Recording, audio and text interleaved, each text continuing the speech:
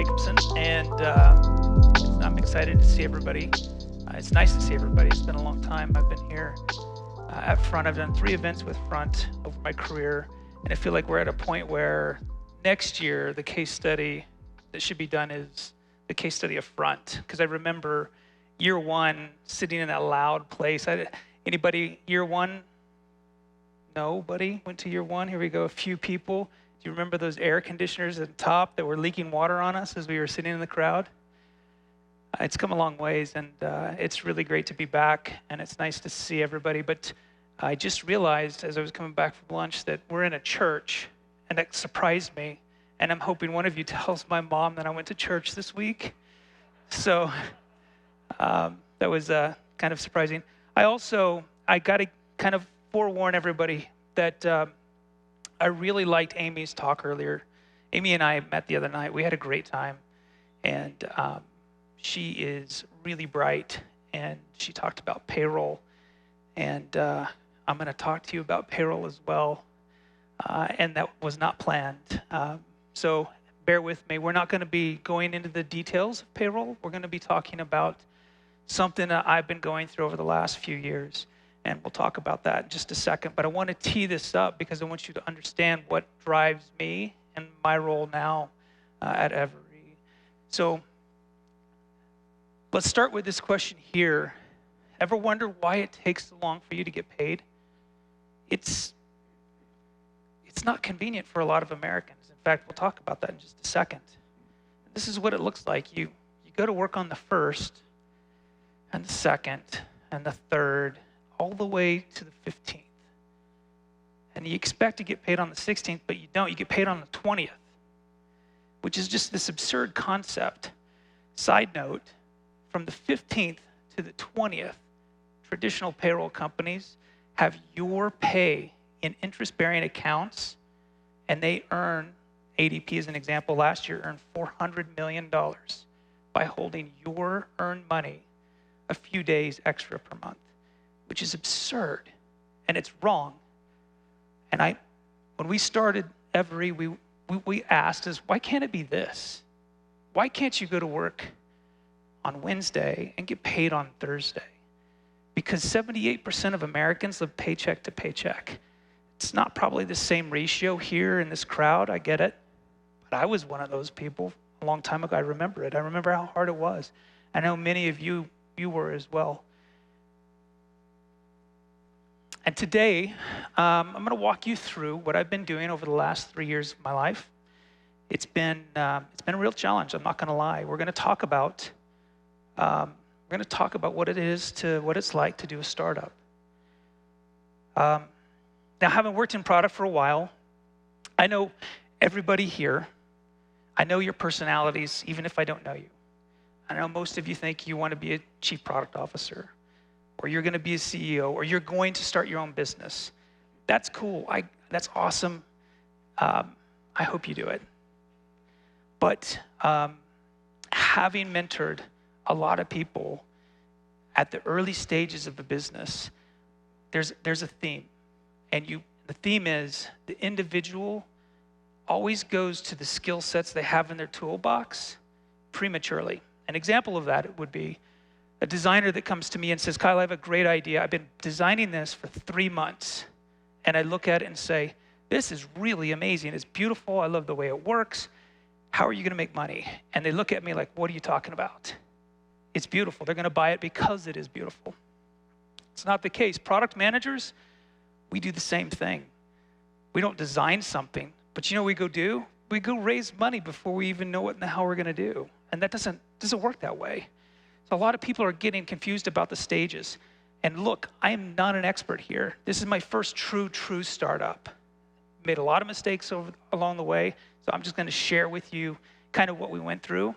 And we're going to talk about that. We're going to explore what we did at Everee, how we've done it, where we've fallen down, where we succeeded, and why that is. And my hope is that you have a checklist, and there's one in the slides. So if you got an idea, I hope you pull this checklist out and you go through it. We're not going to go through all of these, but we're going to go through the 3 phases. And we're going to talk about each of the phases and what Everee did, what we learned, where we struggled. So before we do that, let's talk about the timeline. This is one of the kind of like misconceptions about startups I think a lot of people have is, well, I'm just going to go viral, or I'm going to do this, and it's going to happen overnight. It doesn't. It is a slog, and it will take years off your life, no doubt. I feel like I've aged a decade in the last 3 years. Now, I also have a little one, and she'll do that to me, but it takes a long time for you to develop what you're going to develop if you're going to make it. So let's start off with kind of the basics. From the beginning, you need to build a proof of concept. You need that proof of concept if you're going to convince other people to come in and work with you. They want to see proof of your idea, even if those people are co-founders. You're going to have to convince people what you're about to do is really significant. So you need to build a proof of concept. Everybody knows what an MVP is. And then finally, you're going to iterate and monetize that thing. And then you're going to be rich and famous. And it's going to be amazing. You're going to retire and invest in other companies and do all those other things. But it takes time. And here you can see an example of a couple of items that you're going to start to kind of want to consider. That is how you're going to fund your business. We'll talk a little bit more about that later. But for us, this is the intersection of where it happened for us. We didn't really do a proof of concept. I'll explain why in a little bit. But we went out and did a seed round and an A round. And then we hired people. And you notice the type of people that we were hiring at each stage of that business. Side note, I've heard a lot of talk, and not just from the stage, but out here talking with friends about product-led businesses. Note the type of people we were hiring at each stage. Whoever leads your business is irrelevant. It's going to change over time. If you want to be at a really fun place where you're innovating and going doing cool things as a product team, you need to be at the early stage of the business. Or look for a business that just got a good, nice round or B round, because those are great businesses to jump in and do real deep, philosophical product things. But there's also times where you're going to hire sales, and they are going to nudge the business in different directions. You need to be ready to do that. So it's not a matter of like sales-led or product-led. You should be market-led, because if you're not, you will fail. That will happen. For us, this is the timeline. Like I said, it didn't happen overnight. It's 3 years, and this is just the first 3 years. We'll go through each of these first 3 years in just a second. And there's a really important question you have to ask yourself, and that is, when do you get serious? And for me, it was at that juncture right there. Right before we went out for investment, but having done it long enough to where I know we got a good group of people, we're ready to go. So the first part is vetting your idea. This is 2018. The first question you need to ask yourself, everybody has to ask yourself about creating a product, is who's going to buy this thing? What's the problem, and who are you going to sell it to? Because if you can't answer those two questions, just move on. Go find another idea. It's okay. I've had a lot of those ideas. There's nothing to be ashamed of if you can't answer that question. For Everee, our problem was to help people get their earned money faster. Just like the diagram said a few minutes ago, that's what was driving us. Can you provide a differentiated solution? If you can't, and you're entering a traditional existing marketplace, you're going to struggle to make any grounds. For us, payroll is a legacy marketplace full of crappy products. No doubt. There are many, most of you here get paid by those top three right there. They win on features. Their brand sucks. Your pay always gets screwed up. There's no doubt about it. That's what happens. Gusto came into the marketplace 10 years ago. They said, we're going to do it better. We're going to provide a better experience. And here comes Everee a few years after that. We're going to do things a little bit faster, but with a better experience as well. So that was how we answered that question. And so far, so good. It's not to say that we're going to be blowing up, but we're following the trajectory that we expect to follow. So we're excited. I mentioned our goal is to be the fastest, and we really mean that. This is actually a screenshot of our app where you can choose when you want to get paid. Example, we all here work for the same company. The company is Acme Brick, and each of you get to choose how frequently you want to get paid. Some of you prefer the traditional semi-monthly, bi-weekly. That's fine, that's cool. Some of you prefer to do it weekly. Some of you prefer to do it daily. I've been doing it daily for the last 3.5 years, and it honestly has been amazing because what happens on Friday is I invest the money that I earned on Wednesday. So rather than having payroll earn money off my money, I'm actually putting it to use for me. It's, for people in different income brackets, that's different. That's a bill that they pay. That's a lunch that they're able to, like help their child out at school. It could be a family vacation. It could be anything. But we faced a lot of challenges in the early days. That first quote, I can't tell you how many times I heard that from the CFOs out there. Probably from many of you here, I heard that same quote from your CFO. Now, if you think about that for a second, here's a CFO saying, Kyle, I don't like your idea because I don't trust my people with their money. And I kept thinking to myself, but you trust them with your money. They're your employees. You see the logic here. But we knew we weren't dealing with people that were ready to adopt a product that was fairly new. The concept of paying people quickly, the impact, the financial impact that it would have on their lives, it could have gone wrong. It could, it might be happening for some of our clients today. We don't know. Well, we do, but there was that chance back then. So we knew we were dealing with, in terms of buyers, the left side of this life cycle. We were going to be focusing on that side, and we were okay with that. The next question you need to ask, wow, what are the economics of your idea? Okay, Mr. and Mrs. designers out there, this is a question you always neglect to ask yourself. At least that's been my experience. Here we go. 2 questions. Can you make money? And the next question, can you make enough money? Meaning, can you do it at a margin that makes sense for your business? Because you're going to have costs, and you're going to incur those costs. This is a slide from our actual pitch deck. So if you're going to ever pitch to a VC, expect to have this slide in your deck or some version of this slide right here.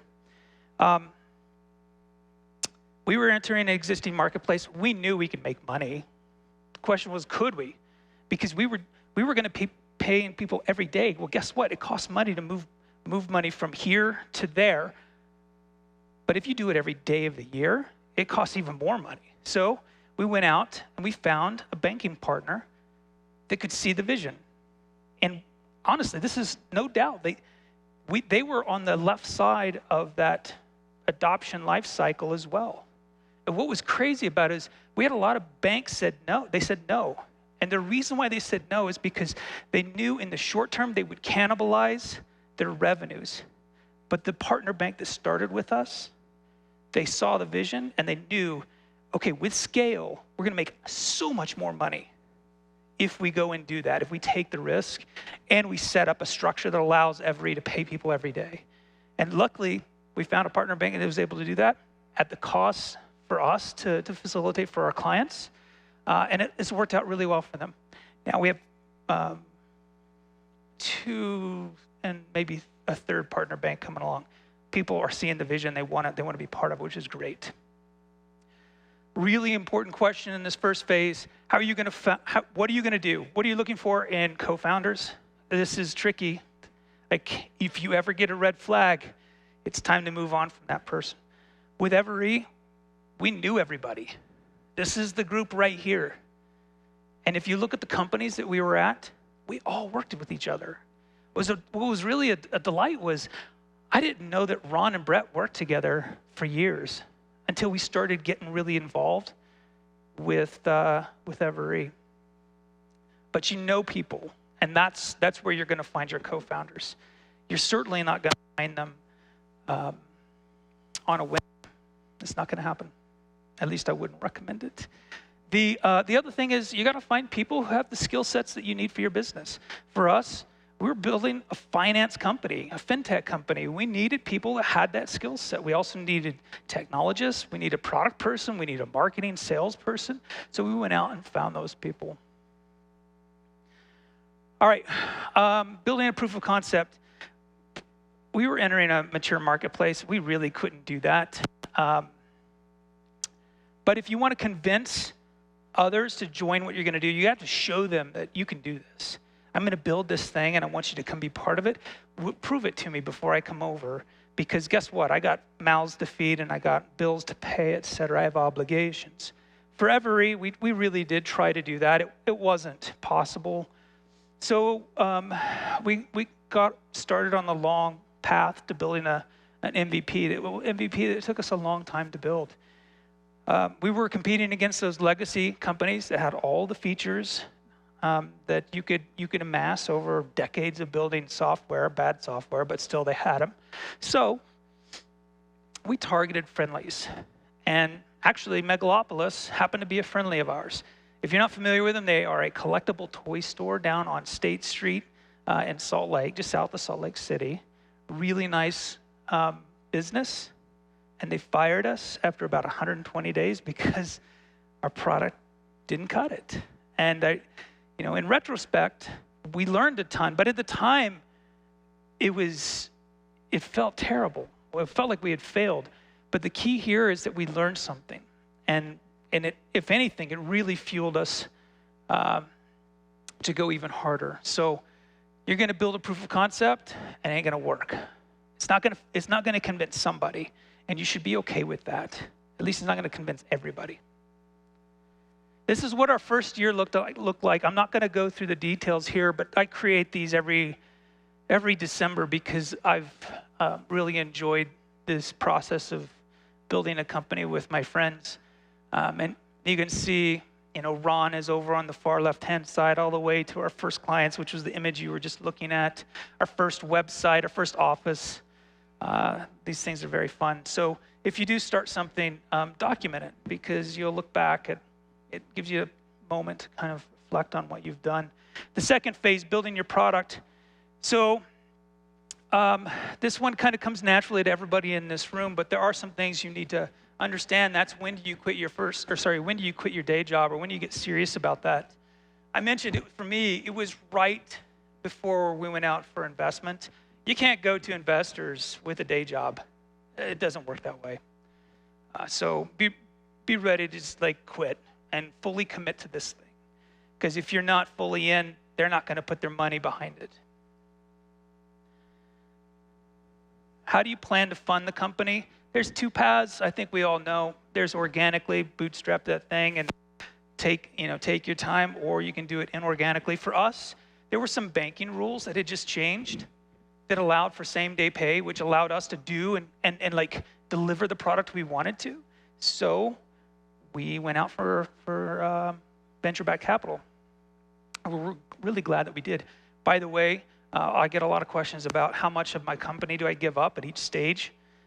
Carta, which is a great resource, by the way. If you're not familiar with Carta, maybe you are on a shareholder side, but maybe on the other side of the business. But they're great, good product. Here's a nice chart that'll tell you exactly what you give up at each stage. And you could see, for us who are building product right now and building companies, it's getting more attractive. Investors are getting more comfortable with this over the last few years, which is nice. Okay, what product process should you develop? Guys, I'm not going to spend any time here other than to say is none. None. If you don't know how to build product and you're doing a startup, you're gonna run into all kinds of problems. This was our second year planning session artifact. This is to me going back and documenting this so I can share it with the team and put something together to say we're going to do this and we're going to build this. Don't spend any time on process. I did 0 hours of user testing, 0 hours of research. I had to rely on 20 years of building product and being prepared to take those calculated risks. Otherwise, we would not be able to build the products in a timely manner. How do you go about building your MVP? This one should be coupled with the next question that we're going to talk about. But for us, we went straight to MVP, as I mentioned, and we iterated as quickly as we could. We got clients using it as fast as we could so we could get some feedback. But we also had to do that in conjunction with which markets we wanted to target. If you don't ask those questions together, you're going to build the wrong product for the wrong market, and then you're just not going to get the fit that you want. Case in point, the first image at the top was our pricing page 2019. Part 2 at the bottom is today. At the top, you can look at the prices. It's 15 and 25. We had 2 packages for employees. At the bottom, it was 50 cents and $10. 50 cents was a completely new model, actually. The $10, same model as the one above, just more simplified. And it's just a pricing page. It's not our product. It's not our MVP. But those two things, ask them together, answer those questions together, and you're going to have more success faster. Is saying no. I loved Amy's thing earlier. Is it the hardest? Do you have to do it all the time? Even more so. Now, it's not a payroll thing. This is a startup thing. Like literally every conversation. That's not a joke. Every conversation I have is, Kyle, we need this. Kyle, can we have this? Kyle, can you build this? Kyle, can we do that? And I get tired of that. It's tough. Really tough. But they're doing it for good reason. And if they weren't asking for those things, we wouldn't be completing our year 2. We wouldn't have gotten this far, which is like, look at that. Look at all the people that we've added. And the success we've had. Trust me, all along the way, we were screwing things up. But we had those big milestones because we were doing the right things and we were asking the right questions. All right, so if you've gotten this far, and you've answered those questions and you've done your checklist, you're ready to build a business. You probably already have. By now, you should have incorporated your business. You should have a kind of a vision of what you're doing. So the question is, how do you keep everybody focused? Because the next stage, which we'll talk about hiring, you're going to bring more people into this. And before you do that, you need to figure out what you're about as a company. Tyler talked about this today. He talked about it very briefly. But it is so very true because there's so much that can get lost in translation from an executive team, co-founder and team, down to the team who's supposed to be there to execute the vision of the company. And if you can't give people the guidance, then you can't turn them loose and they won't feel empowered to do anything. This is all about empowering people to execute their job the best way they can. That's what it's about. Because when you go to hire people and you don't have that, they're going to be looking for it. Or they're going to be selling anything and everything in the marketplace. And that is a really problematic situation.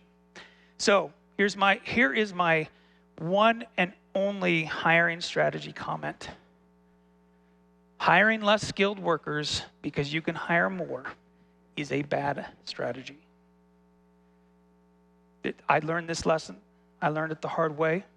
And all I would say is at this stage of the business, you need somebody that you can trust. You are not there to mentor.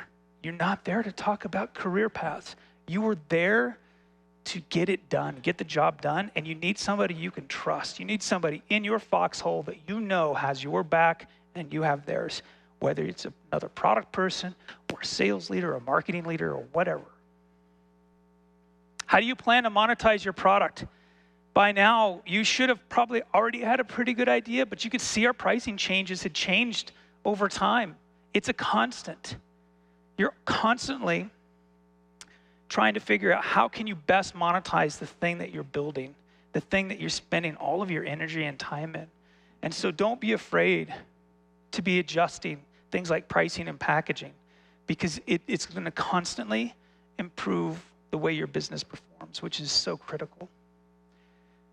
All right, I think we've all probably, I hope, everybody has this experience of working for a company that has a founder or a co-founder that's afraid to let go of something. And I hope you never make that same mistake. It sucks, right? To work for that person. The people who work for me, they probably hate me, but I totally get it because I was there too. But it's hard to let go of your baby. It really is. It's going to be just as hard for me when I have to let go of mine. This is 2020 for us. That was part 3. You can see we've added a lot of people. We've lost a few people along the way, but we've added a lot of people. We know who we are. We know what we're trying to do. We know what we're trying to solve. We mess things up all the time, trust me. I didn't show you all the warts. I mean, that would have been embarrassing. But we have them, that's for sure.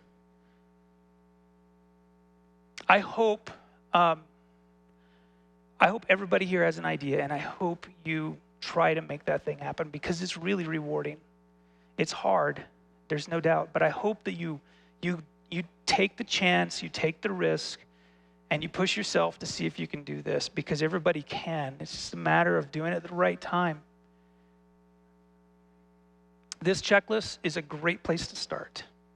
If you find yourself on the right-hand side before you fill out the left-hand side, then you're doing it backwards, and you might waste a bunch of time. So start on the left side, work your way across, and if you need help, if you need guidance, I think my information is somewhere in Slack or something. I'm on LinkedIn rarely, but don't hesitate to reach out because I'm willing to help you. I'm not going to spend a ton of time with you, but I'm not going to ask for anything in return, and I'm willing to help you guys out. That's me, and I really had a great time. Thank you for your time, your attention, and I think it's time for me to go over here. By the way, I don't know if anybody is kind of disappointed, but I am disappointed. I feel like this is a missed opportunity for between two ferns. Like we totally missed that chance, but that's me. Thank you so much.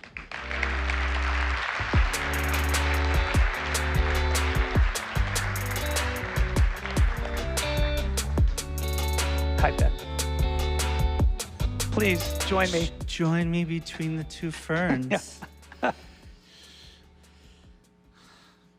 Thanks, Kyle. You're welcome. All right, I want to ask you, what have you enjoyed the most building a company from the ground up? The brotherhood or the camaraderie that you build. My first professional experience was the military, and although I'm not in contact with most of my fellow veterans these days, I know if I saw them, it'd just be like I never lost a day with them. So I think probably been the thing is the camaraderie that you build with people. I know that I'm always going to have that with them, and that's special. You don't get that when you're working for a larger company. You do get it when you're spending loads of hours with people. Yeah, I can imagine that. Just starting from scratch, you're basically saying, come on this journey with me. So yeah, I can imagine that. What's been the hardest?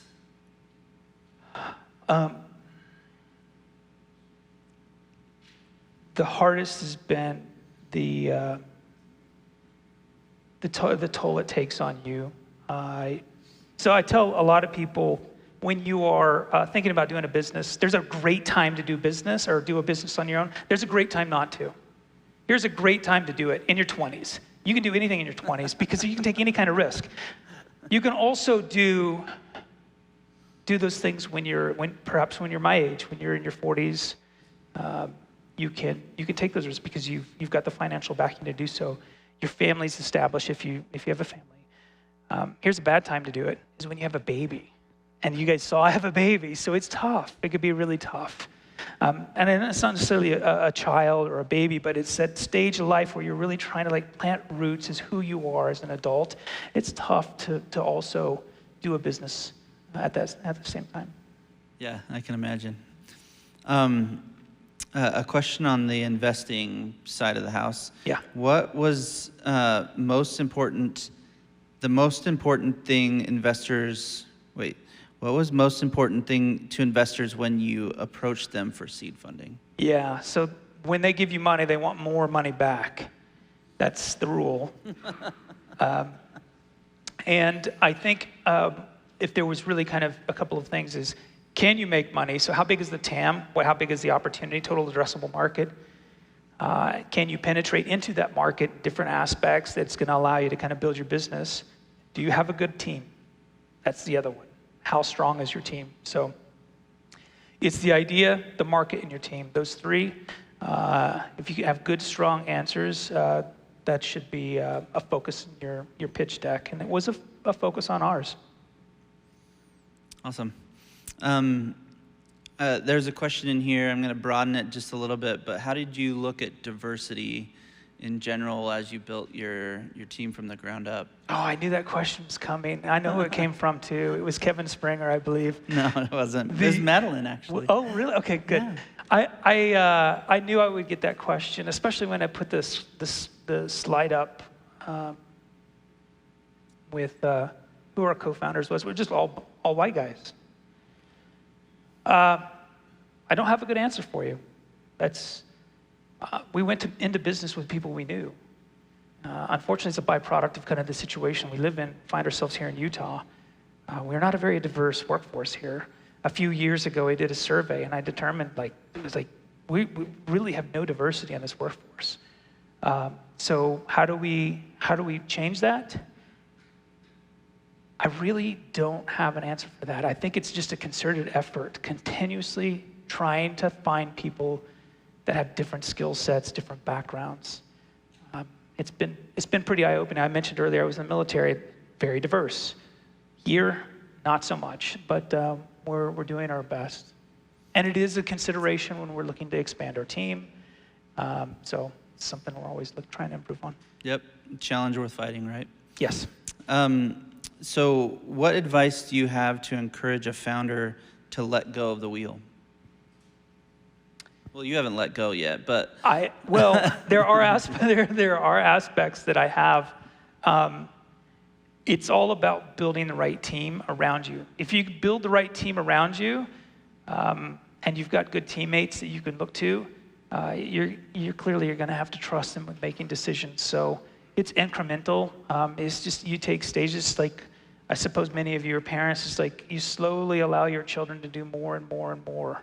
Hopefully they don't get into cocaine and gasoline, but you're always there to bring them back.